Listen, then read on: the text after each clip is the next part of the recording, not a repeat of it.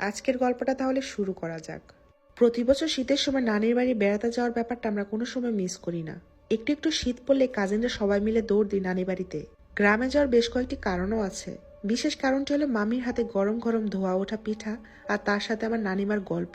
এই দুইটা জিনিস একসাথে থাকলে আমরা কাজিনরা সবাই নানিমাকে ঘিরে ধরে বসে থাকি, গরম গরম পিঠা খেতে খেতে গল্প শুনি। এই শীতও ব্যতিক্রম কিছু হয়নি। চলে গেলাম নানু বাড়ি। এই গল্পটাও লিখছি নানু বাড়ি থেকেই। নানিমার থেকে কালকে শুনলাম, নানির মতো করে বলছি। আমি পরপর 3টা কন্যা সন্তানের জননী হয়েছিলাম। মনে করেছিলাম 2টা মেয়ের পর ছেলে হবে। আল্লাহকে কম ডাকিনি একটা ছেলের জন্য। কিন্তু তিনি আমাকে কন্যা সন্তানের জননী করলেন। আমার শ্বশুর বাড়ি কেউ একটা টু শব্দ করেনি, কারণ আমার শ্বশুর শাশুড়ি মেয়ে অনেক পছন্দ করতেন। আমার স্বামীরও তেমন কোনো আফসোস ছিল না, তিনি মেয়ে বাচ্চাদের অনেক ভালোবাসতেন। কিন্তু আমার একটা ছেলের ইচ্ছে ছিল অনেক। অন্তত আমি গত হয়ে যাওয়ার পরে আমার খাটিয়া কাঁধে নেওয়ার জন্য হলো একটা ছেলের দরকার ছিল। এবার আমার কোল জুড়ে আসলো সাব্বির। ছেলে হওয়ার খুশিতে গ্রামের সবাইকে শ্বশুর আব্বা দাওয়াত খাওয়ালেন। বোনেরাও বাইকে পেয়ে বিরাট খুশি। বাচ্চারা ধীরে ধীরে বড় হতে শুরু করে। গ্রামে যেহেতু মেয়েদের তাড়াতাড়ি বিয়ে দেওয়ার রীতি ছিল, সেহেতু বড় মেয়েকে বিয়ে দিয়ে দিই আমরা। আমার মেজো মেয়ে ছোট থেকে গম্ভীর স্বভাবের ছিল, কারোর সাথে কথা বলতো না বেশি, বাহিরও বের হতো না। তার কোনো বান্ধবী আমি দেখিনি।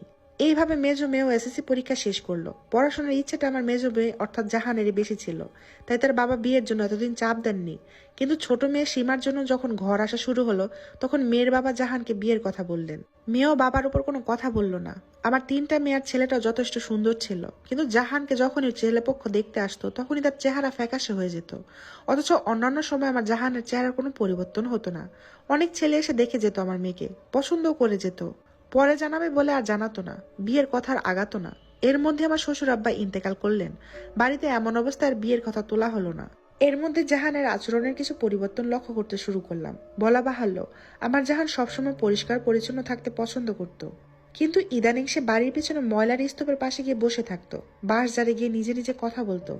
যে মেয়ে সাজতে চাইতো না, সে মেয়ে শাড়ি পরে সেজেগুজে বাঁশ ঝাড়ের কাছে চলে যেত। একদিন আমার শাশুড়ি জাহানকে বাঁশ ঝাড়ের ওদিকে যেতে নিষেধ করায় জাহান তাকে অকথ্য ভাষায় গালি দেয়।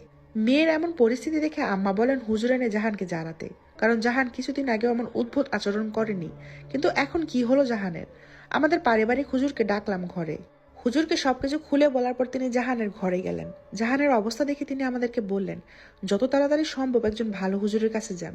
আপনার মেয়ে যে সমস্যায় ভুগছে, আমি সেই সমস্যার সমাধান করতে পারবো না। আমরা সবাই চিন্তায় পড়ে গেলাম, মেয়ের কি কোনো মানসিক সমস্যা হলো না তো? আমার মেয়ে তো এমন ছিল না। হাজারো চিন্তা মাথায় ঘুরপাক করত। দেখতে দেখতে আমার মেয়ের 26 বছর হয়ে গেল। এর মধ্যে হাজারখানেক বিয়ের ঘর বাতিল করেছি। উপায় না পেয়ে ছোট মেয়েকে বিয়ে দিয়ে দিলাম। এই কয়েকদিনে আমার মেয়ের শারীরিক অবস্থা আরো খারাপ হয়ে গেছে। মেয়েটার দিকে তাকানো পর্যন্ত দায় হয়ে গিয়েছিল। জাহানের বাবা মেয়ের এমন অবস্থা দেখে সহ্য করতে পারছিলেন না। কিন্তু জানার বিষয় হলো কেন জাহানের সাথে এমনটা হচ্ছে। গ্রামের মানুষ একটা কথা বাদ রাখলেন না শোনাতে। আমার বড় মেয়ের জামাই এক পরিচিত হুজুরের সাথে কথা বললে এর মধ্যে। হুজুরকে যত তাড়াতাড়ি সম্ভব ঘরে ডাকা হলো।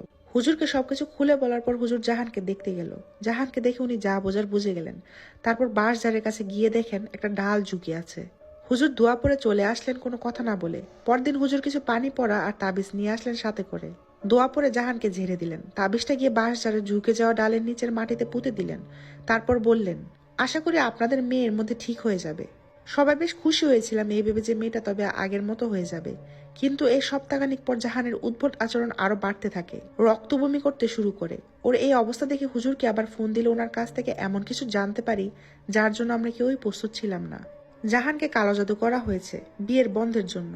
2টা তাবিজ দিয়ে জাদু করা হয়েছে। একটা কবরস্থানের 2 কবরের মাঝে গেঁথে রাখা হয়েছে, কিন্তু আরেকটা কোথায় রাখা হয়েছে সেটা হুজুর বুঝতে পারছেন না। আমার মেয়েটার জন্য এসব কে করবে জানতে চাইলে হুজুর জানান আমাদের কাছের এক আত্মীয়র কথা, কিন্তু নাম বলেননি তিনি।